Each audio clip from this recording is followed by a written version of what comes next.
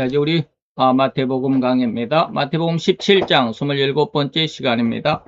마태복음 17장 27번째 산 위의 상황은 예수님이 왕이다라고 하는 그런 모든 증거들 나타냈고요. 그리고 산 아래의 이제 상황의 세 번째입니다. 간질병을 앓는 아들을 둔 아비의 호소, 그 심성, 그 심정, 그 마음이 어떠했는지를 우리가 한번 살펴보는 시간을 갖는데요. 오늘 마태 17장 14절로 16절입니다. 우리 다 같이 한 목소리로 봉독하도록 하겠습니다. 저희가 무리에게 이르매 한 사람이 예수께 와서 꿇어 엎드려 가로되 주여 내 아들을 불쌍히 여기소서. 저가 간질로 심히 고생하여 자주 불에도 넘어지며 물에도 넘어지는지라. 내가 주의 제자들에게 데리고 왔으나 능히 고치지 못하더이다. 아멘. 우리가 지난 시간에 이 구절을 가지고 불에 뛰어드는 인생들 과연 어떠한 삶을 살아가고 있나 그 내용들을 여러분들에게 말씀을 드렸고, 같은 내용입니다. 간질병을 앓는 아들을 둔 아비의 그 심정은 어떻을까라고 하는 그런 내용이죠. 간질병이라고 하는 것은 오늘날의 그 의학 용어로는 뇌전증이라고 하더라고요. 예, 그래서 뇌전증인데 오늘날 우리는 그냥 간질병이다라고 하는 그런 그런 이름으로 지칭하고 있는데, 이러한 뇌전증, 간질병을 앓고 있는 아들을 둔 아비의 호소가 오늘 14절에서 16절 사이에 있었습니다. 이 내용에서 그 아비의 심정을 한번 우리가 들여다봄으로 인해서 오늘 이 시간 우리가 어떠한 모습으로 세상을 살아가는지를 되돌이켜보는 그런 시간이 될 것으로 믿습니다. 자, 마태복음 10장에서는 이미 예수님의 제자들에게 귀신을 제어하는 권세를 주셨습니다. 어디에서? 마태복음 10장에서. 지금은 17장이죠. 예, 자, 그런데 우리가 지난 시간에 이렇게 17장에서는 예수님의 제자들이 이 아들을 이 안타까운 아들의 모습을 고치지 못했다라는 그런 내용인데요. 여기 17장에서 오늘 본문에서는 귀신이 아마도 예수님의 제자들을 얕잡아 보았던 것일까요? 마태 10장에서는 뭐 두 사람씩 짝지어서 세상에 파송되어 나갔을 때는 막 귀신이 하늘로부터 떨어지고 말이죠. 어마어마한 기적이 나타나고 능력이 나타나고 병든 자가 막 일어나고 하는 엄청난 그런 기적이 일어났었는데, 오늘 이 17장에서는 이러한 일들이 일어나지 않았습니다. 예수님의 제자들을 얕잡아 보았던 것일까요? 이 귀신이. 그래서 꼼짝도 하지 않고 나가지도 않았다라고 하는 그런 내용이거든요. 그래서 우리가 이 상황을 한번 생각해 보는데, 여러분은 지금 이 상황, 이때 큰 기대를 안고 아들을 고칠 수 있을 것이라고 하는 기대감으로 묻고 물어서 드디어 여기까지 찾아왔는데, 그러한 기대와는 달리 전혀 아들의 문제를 해결받지 못하는 이 상황에 다닥친 아버지의 심정이 상상이 되는 거입니다.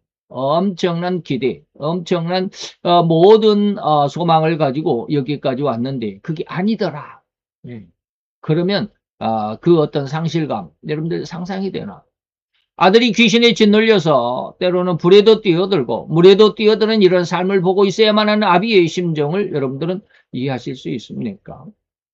이 신락 같은 기대조차도 산산이 조각이 나고만, 다시 말하면 예수님이, 그리고 예수님의 제자들이 예전에 어디서 소문을 들으니까 막 귀신을 쫓아내고 병든 자도 일으키고 막 그랬다더라 라고 하는 그런 소문을 듣고 찾아왔는데, 이제 그게 이루어지지 않으니까 그런 기대가 산산이 부서지고 말았다. 이 상황에서 이제는 어디서 문제의 해결점을 찾을 수 있겠는가 이 말이죠.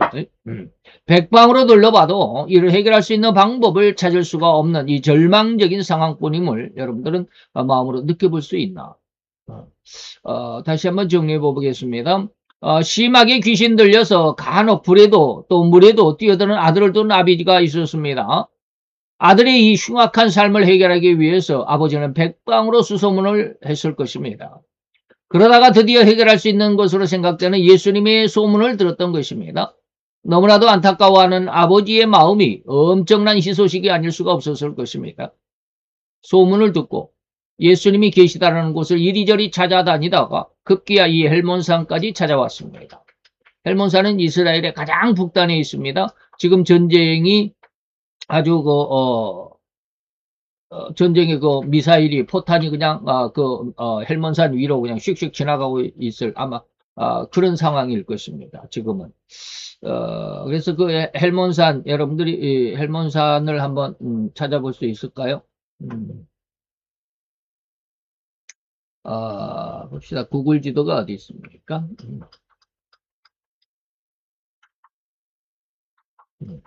이런 것은 안 나와야 되는데.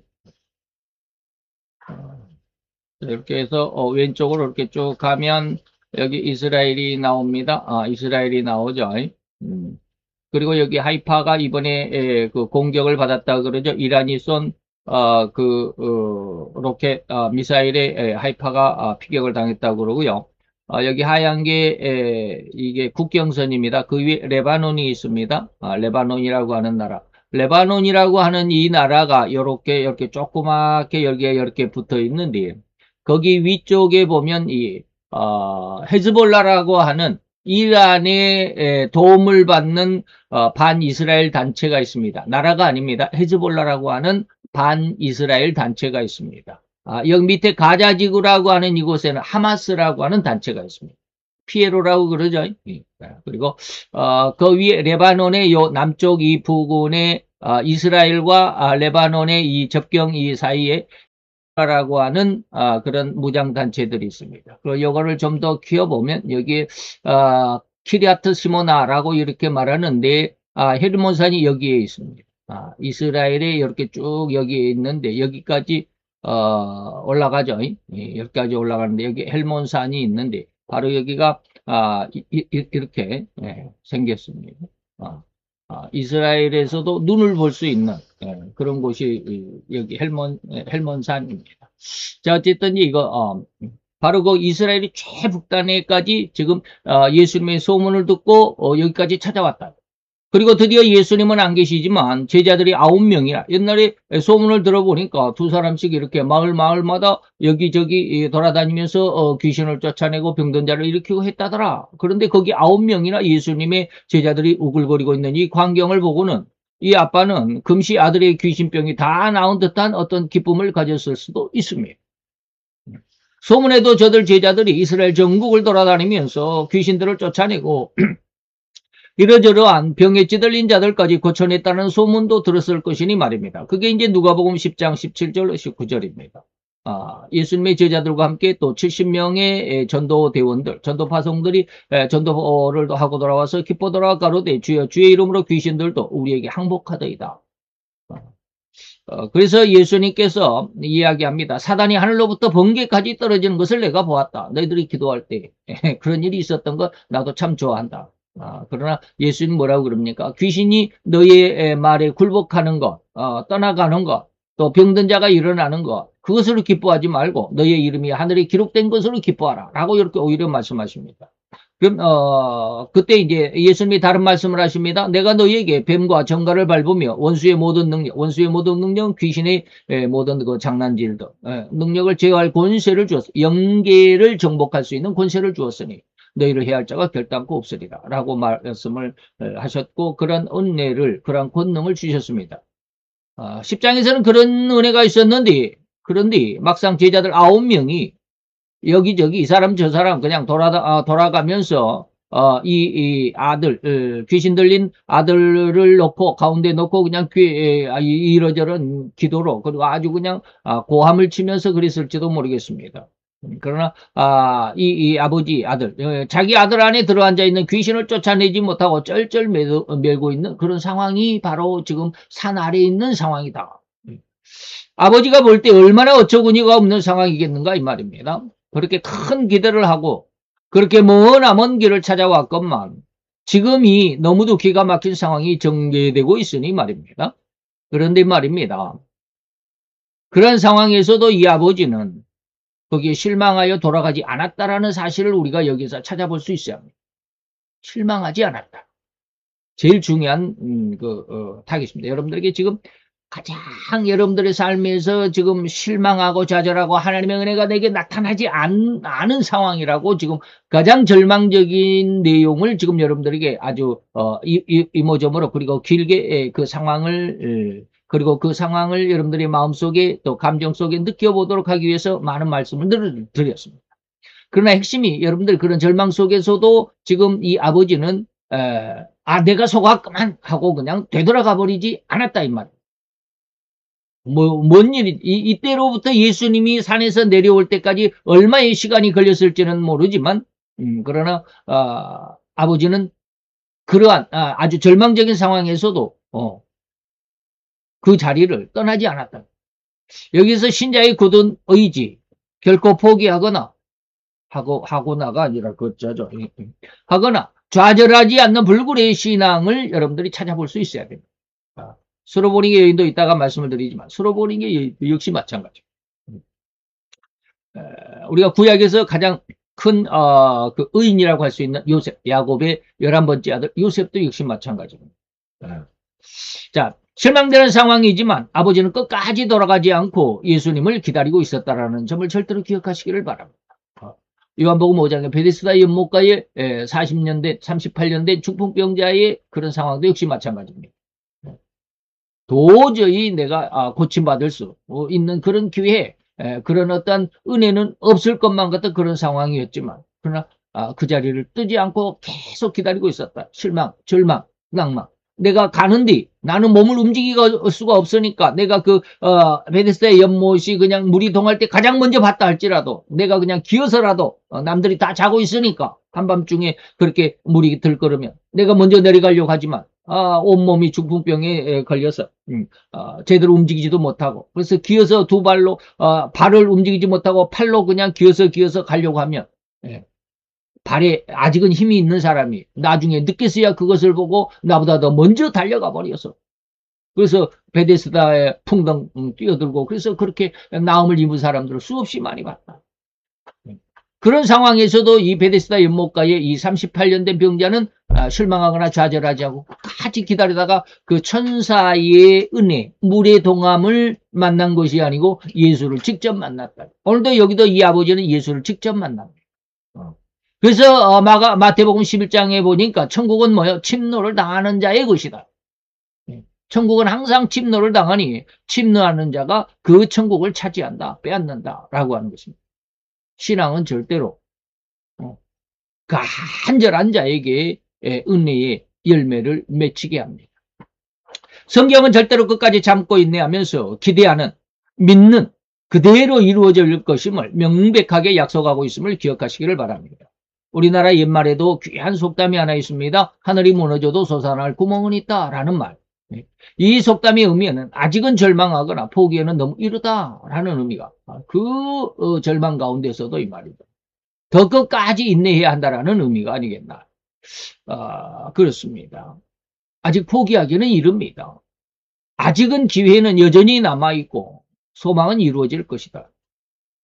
근데 우리는 쉽게 실망해버리고 좌절해버리고 하나님의 은혜를 기다리는데 너무 약화되어 있는 그런 심성입니다. 특화되어 있는 게 아니고 약화되어 있다.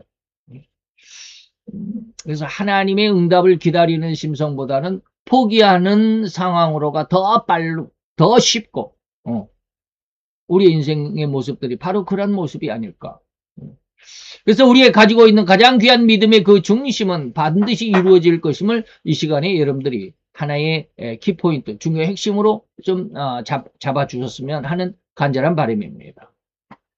오늘 이 간질병으로 고생하는 아들을 그것도 시도 때도 없이 불에도 넘어지고 물에도 뛰어드는 너무나도 안타깝고 참담하다라고 해야만 할 이 아들의 이러한 생태를 오로지 바라보아야만 했던 아버지 그 포기하지 않는 간절함을 우리는 볼 수 있어야만 한다라고 하는 것입니다. 이 간절함은 마태복음 15장에서 가나안 여인이 방금 말씀드렸습니다. 스로보닝의 여인이라고도 합니다. 흉악하게 귀신 들린 딸을 데리고 살아가는 이 가나안 여인, 이 이방 여인, 예수님에게 나와서 딸의 귀신병에서 좀 나음을 입게 해달라고 간절히 간구했던 그런 내용이죠. 그래서 마태 15장에서 22절, 28절에 보니까 가나안 여자가 있었습니다. 내 딸이 흉악히 귀신 들렸다.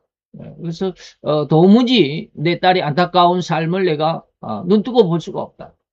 그래서 예수님에게 왔지만 예수는 한 말씀도 대답하지 않았다. 대꾸도 안 했다. 우리가 아무리 기도해도 하나님의 응답이 없는 것 같다. 도대체 나는 내 기도에 문제가 있나? 나는 왜 이렇게 응답이 없을까? 정말로 실망하고 좌절할 수 있는 그런 상황. 예수님이 대답도 안 하신다. 예. 그 다음에 두 번째는 뭡니까? 그 여자가 다시 우리 뒤에서 소리 지르니 들어주고 빨리 보내버립시다라고 제자들이 아주 이제 아우성, 제자들이 귀가 조금 따가웠던 모양이죠. 예수님에게 제자들이 오히려 탄원을 합니다. 그랬더니 예수님이 하는 말이 두 번째입니다. 나는 이스라엘 집에 잃어버린 양 외에는 다른 데로 버리심을 받지 않았다. 다시 말하면 나는 유대인들에게만 내가 보냄을 받는 유대인이지. 나는 이방인들을 구원하고 이방인들이 어떤 어려움을 해결해주고 이방인들의 아픔을 치료해주는 그러한 사명자로 나는 오지 않았다라고 이렇게 말하는 겁니다. 이 여인의 모습에서 보면 얼마나 절망적이겠습니까?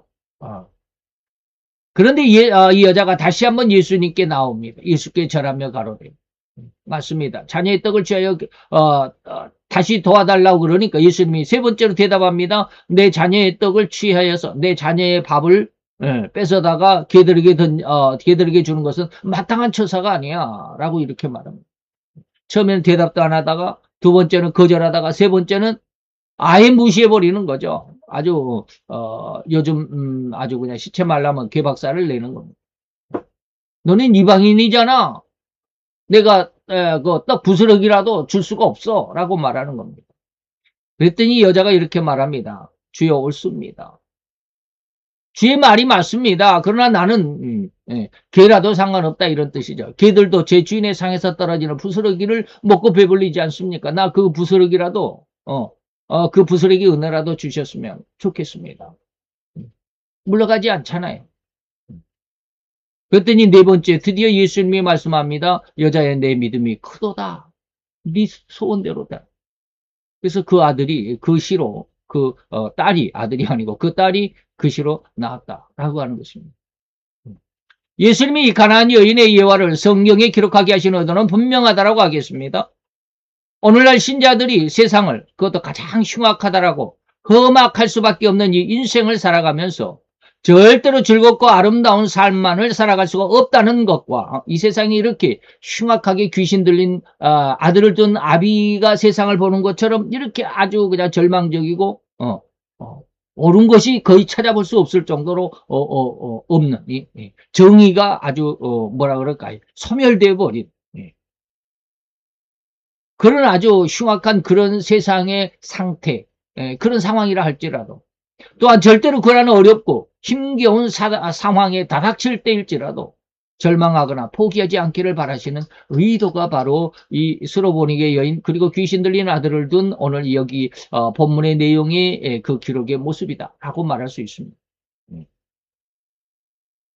오늘 이 여인의 믿음에 대한 전반적이고 총체적인 내용과 이 아비의 마음과 이 믿음에서 공통적인 내용은 뭡니까? 곧 하나님께서 바라시고 원하시는 성도의 믿음을 찾아낼 수 있어야 된다. 하나님이 왜 우리를 이렇게 힘들게 하실까? 우리는 그냥 우리가 흔히 말하는 시체 말로 말하면 그냥 꽃길만을 걸었으면 좋겠는데 아주 그냥 승승장구하고 말이죠. 나 그냥 자랑하듯이 예수를 믿으니까 내가 이만한 권세를 얻었잖아. 이만한 능력을 얻었잖아. 이만한 어떤 부귀를 얻었잖아. 예수를 믿으면 너희들도 다 잘 돼. 그러니까 교회에 나와야 돼. 라고 이렇게 말하고 싶은데 말이죠. 하나님은 그렇게 하지 않으시더라. 예, 그렇게 하지 않으시더라.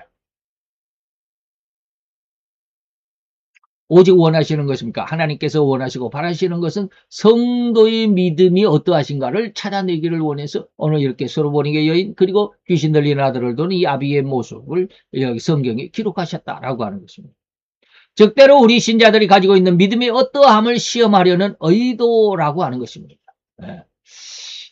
이래도 나를 믿는 그 믿음을 너는 저버리지 않겠나 이렇게 절망적인 이렇게 아주 그냥 포기 상태에 포기 상황에 절망적이고 아주 그냥 실망할 수밖에 없는 그런 상황인데도 불구하고 너는 믿음을 지키겠느냐라고 하는 것입니다.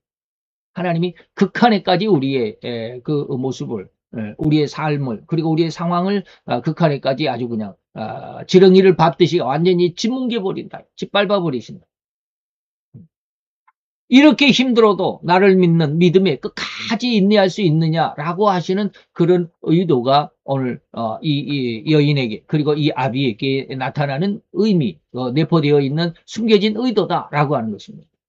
그래서 때로는 신자의 건강을 해쳐보기도 하십니다. 마치 욥의 경우처럼 말입니다. 그래서 저도 이제 암을 수술한 지가 10년이 됐는데 이제 엊그저께부터는 좀 괜찮은데 예, 한 달, 두 달 사이에 굉장히 힘들었습니다. 예. 직장을 잘라내고 보니까 수시로 화장실을 가야 되고 그러다 보니까 직장에 좀 부담이 되고 눈치를 봐야 되고 그리고 또 한 번 화장실을 가면 또 뭐 그냥 확 한 5분 한 7분 뭐 이 안에 그냥 후다닥 처리하고 나오는 것도 아니고 말이죠. 뭐 한 20분 30분 이렇게 앉아 있어야 되고 나왔다가 다시 또 들어가야 되고 아주 굉장히 부담스러웠습니다. 그래서 아주 지난 한 달 정도 굉장히 고심했습니다. 옛날에는 이런 어려운 상황이 뭐 옛날에도 있었겠죠. 저 기억도 없어져 버렸지만 옛날 10여 년을 살아오면서 그런 어려움이 없었을 수가 없습니다. 똑같은 삶의 생태였으니까. 근데 옛날에는 전혀 이렇게 삶에서 직장 생활을 하면서도 부담을 느끼지도 않았고 아주 자연스럽게 이렇게 지금까지 살아왔는데 요즘 왜 이렇게 힘들어하는 마음이 너무너무 힘들고 부담스럽고 왜 그럴까? 그러면서 엊그저께 느껴지는 것이 뭐냐면 하나님의 은혜를 보존하기가 신자가 하나님의 은혜를 계속 그 은혜를 보존하고 그 은혜 속에서 끝까지 삶을 살다가 죽기까지 이 은혜를 지켜가는 게 이렇게 힘들구나. 처음에 제가 이 암을 수술하기 전에 암을 발견하고 수술하기 전까지 뭐 한 달, 한 넉 달 정도 걸리죠. 방사선 치료하고 암을 줄여야 되니까 한 넉 달 정도 이렇게 치료하고 하는 때 지금도 제 스프 SOP 옛날에는 아프리카 TV라고 했고 지금 제가 이렇게 방송하는 이 사이트에 제 방송국 안에 보면 그때 기도가 지금도 올려져 있습니다. 그때 제가 하나님 앞에 울면서 눈물로서 기도한 적이 있습니다. 지금도 기억이 생생해요. 하나님이 제게 이런 암의 이런 병을 주신 것은 하나님이 저를 지금 만지고 있는 것으로 느껴집니다. 그래서 내가 암에 걸렸다라는 게 하나님 앞에 큰 기쁨입니다. 라고 눈물로 기도했던 그런 것도 있는데. 그런 은혜가 지금 한 10여 년이 지나고서 지금에는 삶의 현장에서 너무 힘들다라고 하는. 네. 화장실 하루에도 뭐 근무를 쓰다가도 뭐 한 5, 6번씩, 7, 8번씩 그냥 막 왔다 갔다 해야 되니까 굉장히 힘들었습니다. 그래서 이제 엊그저께는 또 하나님께서 다른 은혜를 주시기도 했지만 그래서 마음이 막 조금은 편안해지고 그랬는데 그러면서 느낀 게 아까 말씀을 드렸던 야 신자가 아무리 신앙이 좋다 하더라도 하나님의 최고의 은혜를 받았을 때 그 은혜를 죽을 때까지 이것을 보존하는 게 이렇게 힘들까? 하나님이 이렇게 건강을 해쳐보기도 하십니다. 마치 욥의 경우처럼 말입니다. 때로는 엄청난 권력이 피해를 당할 수도 있게 하십니다. 뭐 우리나라에 뭐 심땡보 목사님 감옥에 갔다 왔다고도 하고 뭐 누굽니까 전땡훈 목사님도 뭐 감옥에 몇 번씩 왔다 갔다 하기도 하고 말이죠. 저는 그런 분들을 욕하고 싶지는 않아요. 그러나 완전히 하나님의 뜻에 의한 제가 이제 지난 시간 그 9시간에 사도 요한에 대한 세상 심판에 대한 권세에 대해서 쭉 말씀을 드렸듯이 그것이 하나님의 뜻이라고 저는 믿습니다. 그런데 그 뜻과는 좀 거리가 있기는 하지만 그러나 그런 모습이 전혀 없어서는 안 되죠. 제가 그래서 어저께인가 그저께인가 제 뭡니까 페이스북에 하나의 어떤 그 장로님의 외침이 올라와 있어서 제가 공유를 해놨는데 지금도 역시 마찬가지예요. 지금도 역시 마찬가지고 우리가 만약에 세상에 대해서 잘못에 대해서 말하지 않으면 짓지 않는 개, 벙어리 개가 되는 것처럼. 음. 그럼에도 불구하고 하나님의 뜻은 무엇인가를 저는 알고 있고, 그래서 어떻게 해야 될지, 예. 이런 상황 속에서 그런 어떤 세상의 권력에서 우리가 엄청난 피해를 앞으로 당할 수도 있다. 예. 우리나라가 굉장히 지금 위험한, 지금은 뭐 전쟁의 어떤 회오리 바람 속에 우리가 쓸려가 있지는 않지만 앞으로 우리나라가 엄청난 권력의 편향 속에서 굉장한 고통을 당하게 될 텐데, 그리스도인들이 교회 그 폐지법이 지금 통과가 됐다고 그러죠. 교회 폐지법이 통과가 됐습니다. 그러다 보니까 정부에서 만약에 마음에 안 든 큰 교회들, 뭐 저같이 교회도 없는 사람들이야 뭐 눈여겨라도 보겠습니까만, 큰 교회에 보면 만약에 정부에 대해서 쓴소리를 조금 설교 속에서 했다 그러면 그 교회를 완전히 이제 초토화를 시켜버리는 거죠. 정부 권력에 의해서. 그런 것들이 그런 피해를 당할 수도 있습니다. 구약에 보면 야곱의 11번째 아들인 요셉의 경우가 그럴 수 있었습니다. 앞에서 너무나도 강력하고 많이 말씀드린 루마니아의 목사님 범브란트 목사님의 14년 동안의 그 고난도 여러분들에게 많이 소개를 해드렸습니다. 이러한 일들이 우리가 하나님 앞에 내 믿음을 정말로 끝까지 지켜갈 수 있느냐라고 하는 그 어려움 속에 있을 수가 있다. 때로는 경제적인 엄청난 파산을 맞이할 수도 있습니다. 교회 해체법이 발동이 되면 이제 통과가 됐으니까 어떤 교회에 대해서 교회 해체법 해버리면 뭐 꼼짝 못하죠. 교회가 완전히 풍지박산돼 버립니다. 교회 재산은 국가의 귀속이 돼버립니다. 다 빼앗겨버린다 이 말입니다. 그러한 법이 지금 통과가 되어 있습니다. 때로는 가장 신임을 얻은 상사나 부하 직원으로부터 상상할 수 없을 정도로 배신을 당하는 일도 있을 것입니다.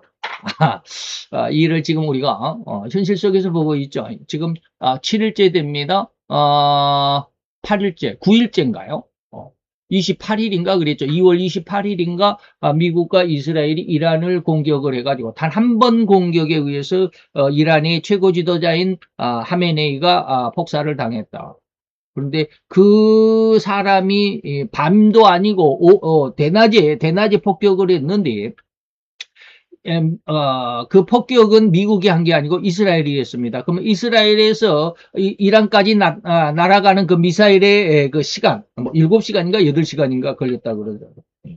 그렇게 날아가 가지고 그 시간에 이 미사일이 떨어질 그 장소가 하메네이가 약 한 열 몇 사람을 모아놓고 지금 미국에 대해서 어떻게 대응할 것인가라고 이제 쉽게 말하면 참모 회의를 하는 중에 그 자리에 떨어졌죠. 아주 시간을 정확하게 탐지를 했다. 그리고 장소를 탐지를 했다. 그래서 이스라엘에서 한 7시간 정도를 이렇게 날아가면 그 시간에 맞춰서 7시간 전에 이 미사일을 발사를 했고, 그리고 미국은 그 미사일이 오는 걸 이란의 방공망이 레이더가 그 미사일을 발견해가지고 미사일을 저격할 수 없도록 반격할 수 없도록 그 레이더를 그 목통을 시켜버리는 건 미국이 그 일을 했고.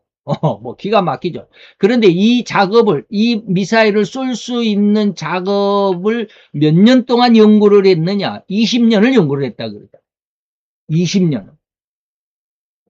어마어마한 시간을 들여가지고 하메네이가 언제 화장실을 가고 화장실에 가면 거기에 집안에서는 어떠한 일이 일어날 것이고 쓰레기는 어떻게 버리고 쓰레기를 버릴 때는 누가 나와서 쓰레기를 버리고 뭔 일은 뭘 하고 어떤 비서가 몇 시에 이렇게 들어갔다 나왔다 하고 막 이런 것들은 우리나라도 CCTV가 많죠. 그 CCTV를 또 해킹을 했다고 그러죠. 그래가지고 하메네이가 어떠한 생활 패턴이 있는지 그 주변에 그 비서진들은 어떠한 생활 패턴을 하는지 거기에 대해서 비서진들이 어떠한 행동을 하면 하메네이는 어떠한 일을 할 것인가 이런 것을 20년 동안 그 정보를 축적을 해가지고 바로 그날 그 시간에 그러니까 거기에 그 시간에 폭격을 했다 그러잖아요.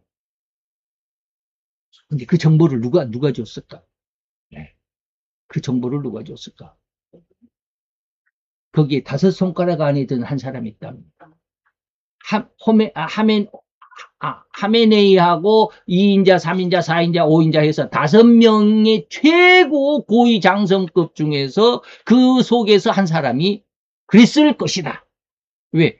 그 전에도 폭격이 있을 때마다 이 사람만 살아났거든요. 그 사람이 한 사람인데 내가 뭐 이름을 기억을 못하지만 그 사람이 있어요. 여러분들 인터넷 찾아보면 나와요.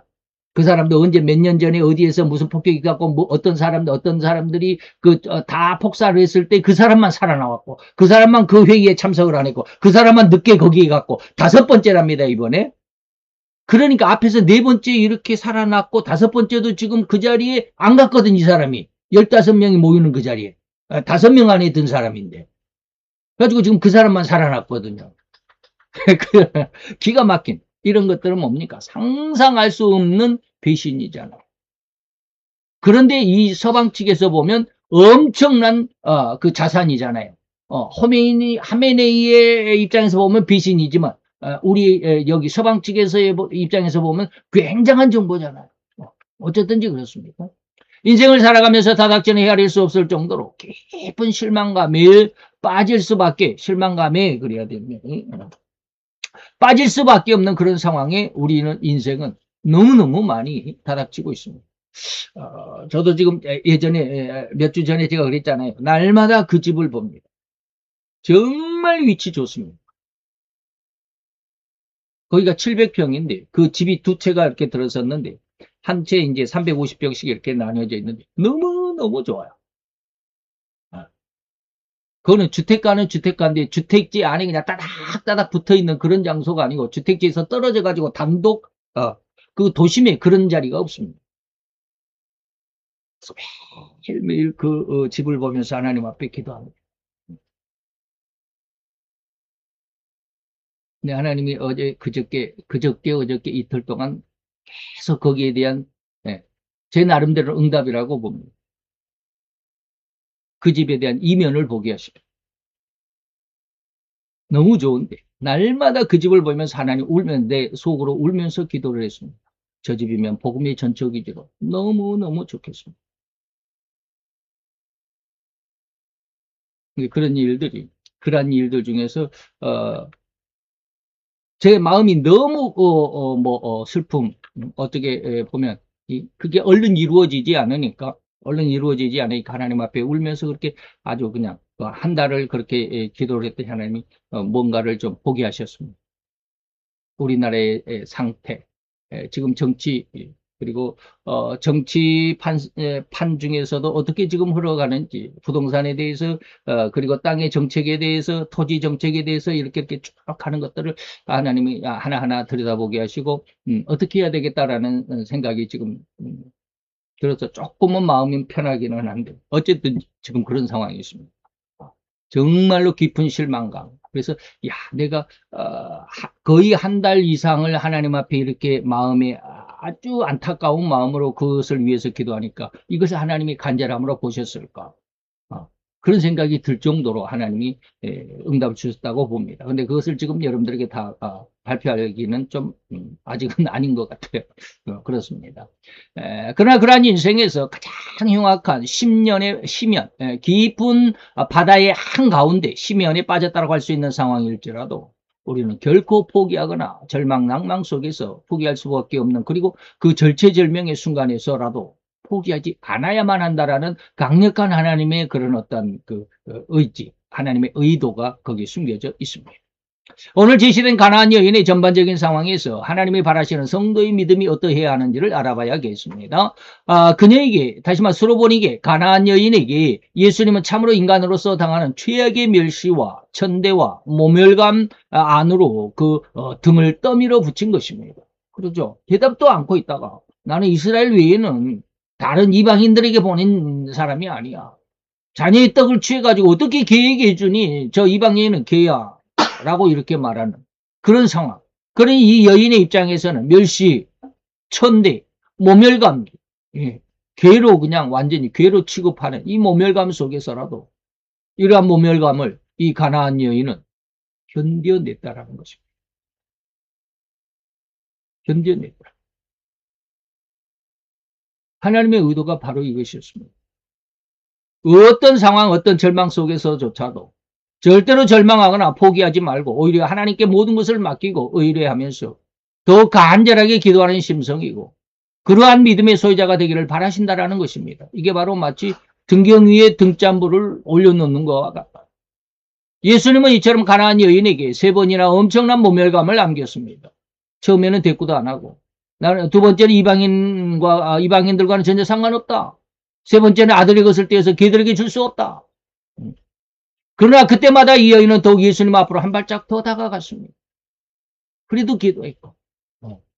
물론 예수님은 아마 전지하신 하나님이시니까 이 여인이 아무리 멸시하고 천대하고 그녀를 그렇게 모멸감으로 대할지라도 이 여인은 절대로 예수님을 떠나지 않을 것을 예수님은 이 여인에게 아셨습니다. 그래서 이 여인을 이렇게 시험하시는 겁니다. 그리고 온 세상 사람들에게 믿음은 이런 거야 라고 완전히 환한 등불처럼 믿음에 대한, 기도에 대한 이러한 하나의 표본으로 이 여인을 등장시키는 것입니다. 이 여인이 물러가지 않을 것은 예수님은 전지하신 하나님이시기 때문에 그렇습니다. 그래서 이 여인을 통해서 믿음이란 이렇게 절대로 물러남이 없어야 한다는 것을 세상에 선포하시고자 하시는 하나님의 의도가 바로 그런 의도였습니다. 하나님은 절대로 이렇듯 불굴의 믿음을 보이는 신자를 찾기를 원하신다는 의도가 아니겠습니까? 그래서 앞으로 이런 믿음, 이것은 그 마음의 어떤 그 믿음에 대한 상처를 굴복하고서 거기에 굴복하지 않고 굳건히 서 있는 예수의 증거입니다. 마지막 시대에 하나님께서 노아의 방주와 같은 구약의 노아의 방주, 신약에서는 뭐 믿음이다라고 그러는데 그 믿음이 어떤 믿음이냐? 계시록 12장 17절이다라고 말씀을 드렸습니다. 여자의 남은 자손, 하나님의 계명을 지키는 자들이 그리고 예수의 증거를 가진 자들이 바로 여자의 남은 자손입니다. 자, 이러한 상황 우리 신자들이 이 세상에서 신앙을 지키며 살아갈 때 수없이 수시로 다닥치는 이러한 상황, 그러한 영향을 받을 수밖에 없는 그런 상황입니다. 이때 성도들은 이러한 그 당한 어려움을 보지 말고 그 어려움을 지나가서 예수님에게로 이르러야만 한다. 즉 수많은 예들을 보면 적지 않은 사람들은 목사 때문에 실망하여 교회를 떠나는 그러한 일이 있을 수 있습니다. 그러죠. 뭐 아까 말씀드렸던 심땡보 목사님의 교회가 어디가 있는지 저는 잘 몰라요. 대전인가 어딘가 그렇다고요. 그리고 전땡훈 목사님은 서울 서서울 교회라고 그래. 서서울 사랑의 교회인가? 교회 이름도 잘 모르는데 어떤 동영상에 보니까 그 교회가 지금 허물어졌더라고. 완전히 나대지가 돼버렸어요. 평탄화가 돼버렸더라고요. 그랬는지 어쨌는지 아직은 정확히 잘 모르겠습니다. 만은 어쨌든지 목사님이 그러한 쉽게 말하면 전방에 나서서 이렇게 막 외치고 선포하는 이런 것 때문에 어떤 사람들은 아마 마음에 상처를 입었을 수도 있습니다. 그러한 일로 인해서 전땡훈 목사님은 얼마나 욕을 합니까? 그래도 저는 욕을 하지는 않습니다. 그러나 100% 하나님의 뜻이다라고는 저는 말하지 않습니다. 그러나 어느 정도는 그렇게 해야만 할 정도다. 네. 또는 어떤 사람들은 장로에게 낙심하여 더욱이는 수많은 이유로 인해서 낙심게 되는 예가 많지만 그 낙심의 장소에서 우리는 절대로 뭐하지 말라? 밀려나지 말라. 그래서 제가 그랬습니다. 어저께 역대하 7장에 보면 솔로몬이 하나님 앞에 그렇게 기도하고서는 성전을 완전히 봉헌을 하고 기도할 때 하나님께서 7가지 약속을 솔로몬에게 그리고 교회에 대한 약속을 7가지를 줬습니다. 내가 이곳에 내 이름을 두고 내 눈을 두고 내 귀를 두고 내 마음을 두고 그리고 내가 귀와 눈과 그리고 7가지인데 그러면서 이 교회에서 하는 기도를 내가 다 듣고 기도하는 너희의 모습을 내가 볼 것이고 너희의 기도를 내가 내 마음에 새길 것이고 그리고 이 약속을 내가 저버리지 않을 거야. 교회에 대한 약속을 내가 저버리지 않을 거야 라고 하는 게 역대하 7장입니다. 그래서 어느 것보다도 뭐 어떤 선교인이 뭐 어떤 기도원이니 뭐 어떠한 뭐니 하는 것보다도 교회에서 기도하는 것이 가장 좋다라고 하는 말씀을 제가 지난주인가 저지난주인가 한번 말씀을 드린 적이 있습니다. 교회에서 떠나지 않는 게 가장 중요한 신앙의 핵심입니다. 더 나아가 예수를 만나는 데까지 이르러야 할 것입니다. 때로 나는 믿음을 지키고자 하지만 곁에서 내 주변에서 내 믿음을 지키고자 하는 나의 간절함을 비아냥거리기도 할 것입니다. 너희 지금 행하는 것은 믿음이 아니라고 할 수도 있습니다. 너만 잘났냐? 네 신앙만 옳으냐? 네. 진실로 믿음은 이루어져라는 것이다 라고 하는 것. 이걸 욥기서를 읽어보면 아주 적나라하게 잘 나와 있습니다. 이렇게 수없는 많은 말들이 지금 고난 속에서 힘들어하는 성도의 심정을 강력하게 파고드는 화살촉처럼 엄청난 파괴력으로 아픔으로 그 마음과 믿음을 도려내려 할 것이라는 말입니다. 내 믿음의 회의감으로까지 밀어붙이면서도 멈추지 않을 것이 너무나도 뻔한 그런 사실입니다. 이것이 이제 이 교회에 대한 엄청난 압박감이 될 것입니다. 그래서 예수님의 마지막 시대에는 내가 믿는 자를 찾아볼 수 있겠나라고 할 정도로 세상에 교회는 크고 성도들은 많지만 정말로 믿는 자를 찾아볼 수 없을 정도로 이런 귀한 신앙은 거의 찾아볼 수 없을 정도로 이러한 상황은 또 다른 상태로 엄청난 시험과 고난을 겪는 욥의 상황에서 명백하게 드러납니다. 욥의 세 친구들이 나옵니다. 욥의 고난을 위로하고자 나타나는 세 명의 친구들의 말은 욥이 스스로 믿음을 지키고 있는 강력함에 찬물을 끼얹는 그런 상황일 뿐이었습니다. 우리 믿음의 선조들, 신앙의 선배들은 이렇게 했으니까 우리도 그 신앙을 본받아야 된다. 신학에는 이러저러한 신앙의 길을 제시하고 있다는 등 갖가지 신앙생활에 본을 들먹이면서 너의 신앙은 너만의 것이지 절대로 올바른 것이 아닐 수도 있다라는 등의 말들이 바로 욥의 세 친구들이 욥에게 한 말의 전반적인 내용입니다. 물론 친구들의 충고나 그 훈계는 나름대로 진지했고 마음을 다한 간절함을 담은 충고고 훈계에 있을 수는 있습니다. 그러나 정작 하나님은 그 세 명의 친구가 내뱉었던 그 모든 말들 절대로 하나님께 징벌을 받아야만 했던 정통적인 신앙을 지키고 있던 하나님의 신자들이 넘어지도록 하는 아주 위험한 상황이었음을 지적하면서 욥을 통한 사죄의 제사를 드려야만 그리고 내가 그 제사를 받고 너희를 용서할 거야 라고 하셨던 겁니다. 절대로 오늘날 우리 신자들의 삶과 생애 속에서 다닥치는 일들이 바로 이러한 일들이 속출할 수밖에 없음을 잊지 않기를 바랍니다. 그래서 내가 성경을 많이 읽으라고 그럽니다. 성경을 읽어야 하나님의 뜻이 무엇인 줄 우리가 알 수 있잖아요. 성경을 안 읽고 설교만 들어가지고는 그것이 진짜인지 아닌지 분간을 못합니다. 여러분들이 성경을 읽어야 되고 성경을 공부해야 합니다. 그래서 정확한 성경을 그리고 정확한 성경 공부를 할 수 있는 곳을 찾아내는 것이 여러분들께 굉장히 큰 축복입니다. 아무나 만났다가는 곤란하죠. 예수님도 마지막 시대에는 사람을 삼가해라. 사람 만나는 것을 삼가해라. 잘못 만났다가는 큰일 납니다. 우리의 신앙은 절대로 성경을 중심으로 한 신앙 성장이 되어야만 합니다. 오늘 이 기록에는 바로 이렇게 흉악하게 귀신 들린 아들을 둔 아비의 마음의 모습이 그것이 바로 그렇습니다. 우리가 잘못된 만남이라면 곤란하다. 9명의 제자들이 있었지만 그들조차도 내 문제를 해결하지 못하는 그런 상황이다라고 하는 저지난 시간에 말씀을 드렸습니다. 가나안 여인이 귀신 들린 딸을 고치고자 모멸감에도 굴하지 않았던 이 믿음을 여러분들에게 잠시 설명해 드리기도 했습니다. 욥이 받은 고난의 내용처럼 온갖 옳다고 하는 말들로 나를 공격하면서 나의 믿음을 뿌리째 뽑아내고자 안간힘을 쓰는 마귀의 괴계도 있을 수밖에 없습니다. 마지막 시대는 그렇습니다. 그래서 하나님은 우리의 참신앙의 모습을 공고하십니다. 이렇게 신앙해라. 로마서 12장 1, 2절입니다. 내가 정말로 하나님의 모든 자비하심으로 너희에게 권한다. 사도 바울의 간절한 권고가 하나님의 자비하심으로 권한다. 너희는 이 세대를 본받지 말라. 오직 마음을 새롭게 함으로 변화를 받아라. 하나님이 선하시고 기뻐하시고 온전하신 뜻이 무엇인지 분별해라 라고 말씀하십니다. 참 신앙의 모습, 여러분들 이러한 신앙이 되시고자 하실 때 성경은 최소한 100번 이상, 목회자는 한 500번 이상은 읽어야 되지 않나. 제가 그런 말씀을 드렸습니다. 기도는 하루에 1.5시간씩 한 10년은 해야 됩니다. 너무 길다라고 생각하지 마세요. 올림픽에서 금메달을 딴 선수들 하루 종일 8시간, 10시간씩 훈련합니다. 4년 동안 비지땀을 흘립니다.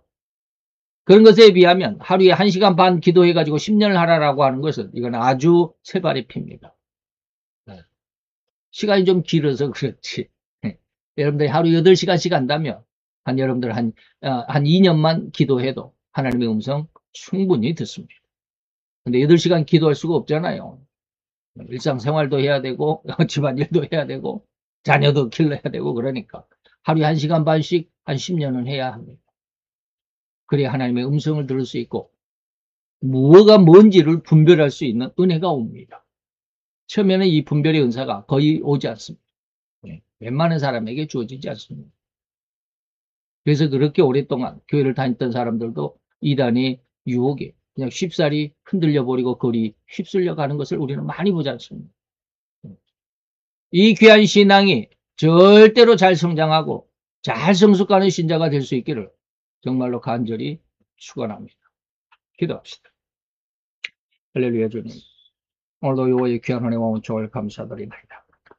오늘 아버지의 귀신 들린 아들을 두는 야비의 심정을 다시 한번 생각해 보면서 아버지의 그가 어떻게 하나님을 만났고 예수님을 만났는지 그리고 그 문제를 해결받았는지를 다시 한번 생각해 보았나이다. 아버지 하나님 이 모습이 이 아비의 심정이 오늘 우리의 심정이 되게 하시고 우리로 인하여서 이 힘겹고 이 어렵고 혼란과 아버지 혼돈 속에 살아갈 수밖에 없는 이 상황 속에서 이 시대 속에서 이 세태 속에서 진정한 신앙을 찾아갈 수 있고 진정한 신앙을 부여잡을 수 있고 뿌리를 내릴 수 있는 귀한 은혜의 역사로 아버지며 우리에게 더 큰 은혜로 나타난 바 더 아버지며 귀한 열매를 맺을 수 있고 더 큰 열매를 맺을 수 있고 많은 열매를 맺을 수 있는 신앙이 뿌리로 삼을 수 있는 은혜가 되게 하여 주시옵소서. 예수 그리스도의 이름으로 감사하며 기도하여 싸움나이다. 아멘.